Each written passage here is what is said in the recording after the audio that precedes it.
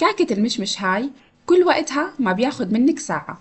تحضيرها سهل وممتع، ونكهتها طيبة وطراوتها خيالية، والعجينة هشة والطعم بجنن. رح أعطيكي طريقتها لحتى تطلع معك ملمسها ناعم، وريحة الزبدة مع المشمش تعبيلك البيت. وقبل ما نبلش، إذا بتحبوا توصلكم وصفاتي لا تنسوا اللايك للفيديو والمتابعة للصفحة.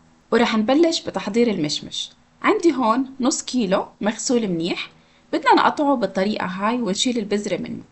بمقلة على النار بنضيف المشمش اللي قطعناه وعليه كوب سكر، بنحركهم سوا لغاية ما يختفي السكر. بنضيف فنجان صغير مي وبنغطيهم 10 دقايق لحتى يتكرملوا. هلأ بنرفع الغطا وبنبلش نشيل بالرغوة اللي طلعت على الوجه، وهيك صار المشمش جاهز.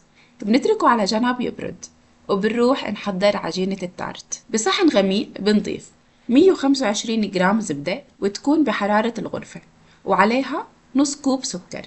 بنمزجهم مع بعض بالسباتيولا لحتى يصير القوام متجانس وناعم. هلأ بنضيف بيضة بحرارة الغرفة مع معلقة صغيرة خل ومعلقة صغيرة فانيلا، بنحركهم سوا ليتجانسوا. بعدين بنضيف عليهم ربع كوب زيت نباتي، وبنستمر بالتحريك لحتى يطلع معنا خليط ناعم ومتجانس. هلأ بنضيف الطحين. بنحتاج ل3 أكواب من الطحين مع معلقة كبيرة باكنج باودر. بنضيف الطحين بالتدريج مع التحريك. بس يختفي كوب الطحين بنرجع بنضيف كوب تاني وبنحرك، وهكذا ليخلصوا عنا ال3 أكواب. وبيكون التحريك بس تقليب من تحت لفوق. بنحاول ندخل الطحين بالخليط بالطريقة هاي من دون عجن، وبس يصير القوام جامد بنقلبها على سطح ناعم وبنلم العجينة لم على بعض. قوام العجينة مثل عجينة البسكوت. بنضلنا نلم العجينة على بعض من دون عجن لحتى يختفي الطحين. وهلأ بنفرد العجينة بقالب التارت، بنوزعها بإيدنا مثل هيك وبنرفع الأطراف لفوق، ولحتى تطلع كلها بمستوى واحد بنمدها بالشوبك إذا متوفر، أو بكوب بندحرجه على العجينة، وبنظبط الأطراف منيح لحتى يطلع شكلها مرتب. وبنعمل فتحات بالشوكة بالطريقة هاي لحتى ما تنفش معنا العجينة، وهاي الخطوة مهمة كتير.